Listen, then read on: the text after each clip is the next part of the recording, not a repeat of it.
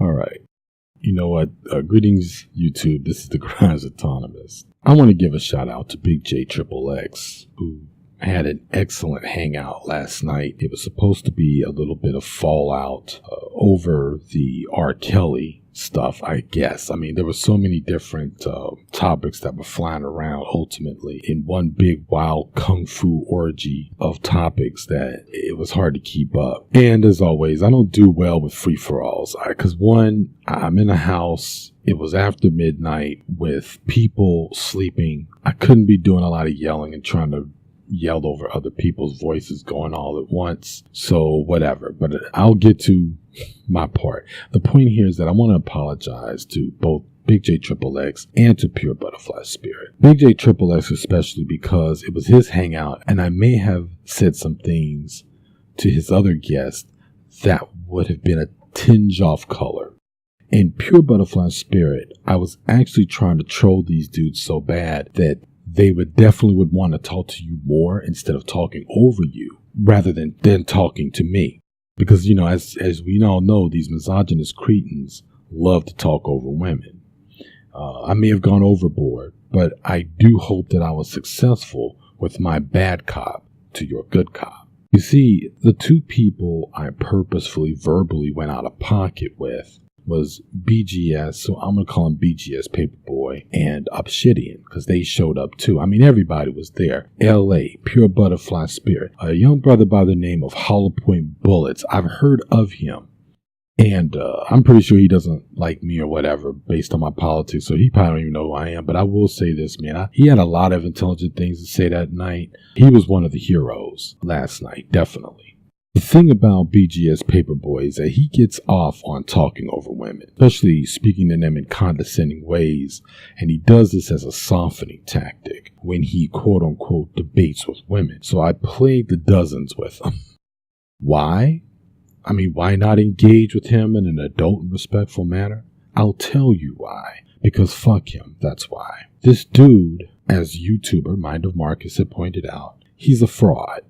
BGS speaks in generalizations and he passes that off as facts on his channel. I did lob one bit of real information at him regarding when he posed the question why men disproportionately lose in family court for custody. I tried to put a link in the chat room, but I couldn't because, as you know, you can't post links in the chat rooms unless the moderator allows you to. So instead, I just began reading parts of the article. It was a Huffington Post article, which I'm not too keen on that link that I'm providing in the low bar because a lot of the other links, like to the actual studies and stuff, are dead. So I had to find one replacement link. I think it's a study that came after the 2011. Not sure. But the numbers really aren't all that encouraging still. The point is that after I was kind of going into some of the facts about why men lose out in the courts, because I think BGS was really trying to prove the existence of a gynocracy, as he likes to put it, or a feminist society, right? Which, of course, he lost because as I was reading why it is that men lose for the most part, his only reply to me was bullshit. That's all he had to say. I mean, what do you do with someone like this? In regards to the data that I was talking about, and to put it plainly, if you were a part-time dad when you were living under the same roof with your kid, you get part-time dad status when you get divorced. All right? Now, I'm going to read a little bit from that article written by Kathy Mayer. According to the National Survey of Family Growth released in June 2011, a married father spends an average 6.5 hours a week taking part in primary child care and activities with his children. The married mother spends an average of 12.9 hours. Since two-income households are now the norm, not the exception, the above information indicates that not only are mothers working, but they are also doing twice as much child care as fathers. Purebutterflyspirit actually touched on this from a personal point of view as she was sharing experiences of not only herself but that of other women who've gone through over the past 50-odd years. It only makes sense that mothers who have a closer bond, Kathy Mayer goes on to say, due to the time spent caring for a child, be the one who is likely to retain primary custody after the divorce. When you take into consideration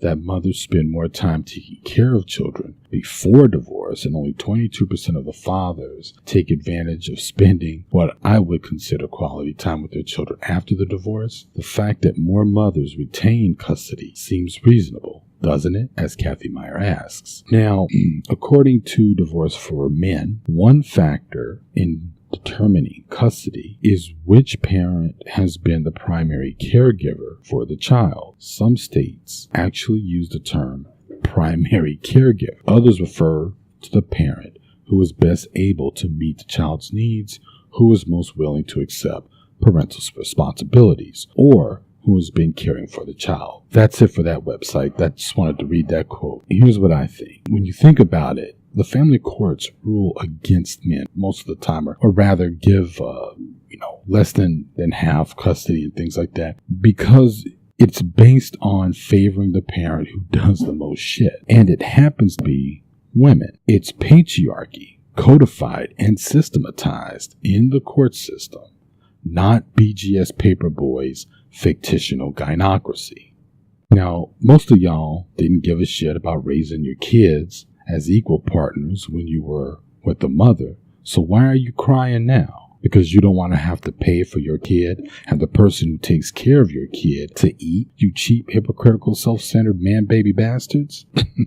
Moving on. But lastly, and most of all, I want to thank the two rape apologists, the hebephile excusers and pedophile wannabe, who I knew were going to show up on Big J's Hangout, trying to justify and explain away R. Kelly's sex slave operation. See, BGS Paperboy wants you all to understand that as long as there were women who stayed with R. Kelly and they didn't want to leave when asked by law enforcement, and because the state proclaims these captured women as legal and of age of consent, that everything is everything.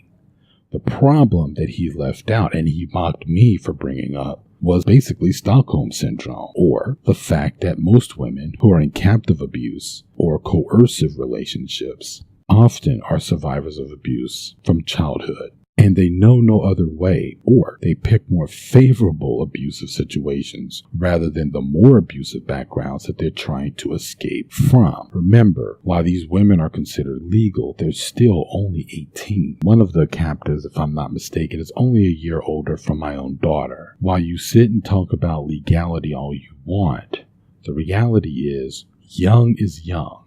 Bad decision making comes from young people all the time. And when you are in a relationship with someone who's older and who's been around, they actually have an advantage in terms of being able to manipulate people in certain relationships. That's the reason why I have an issue with major age differences. It's about what the older person is able to coerce and be successful in manipulating. So some dumbass cops or detectives are clueless to things like this, and rarely do they care despite the training they supposedly get. So them coming to investigate R. Kelly's situation was, well, useless, as cops are typically useless. Anyway, I may have threatened to put Obsidian, but again, that was only to take the wind out of his sails because I didn't want him to hijack Big J's platform with Obsidian's 99-cent store Flavor Flav Act.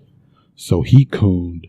I gave ad hominem attacks. I'm a troll when it comes to women haters and right-wing coons. Fuck honor and fuck rules of engagement. Okay, again, I apologize, Big J, for crashing the party and making it less classy. But my man, you really had it poppin' last night. And after that, don't you ever let BGS or Obsidian give you the bums rush on their respective platforms again after you let them on for as long as you did. That's it. This is the Garage Autonomist.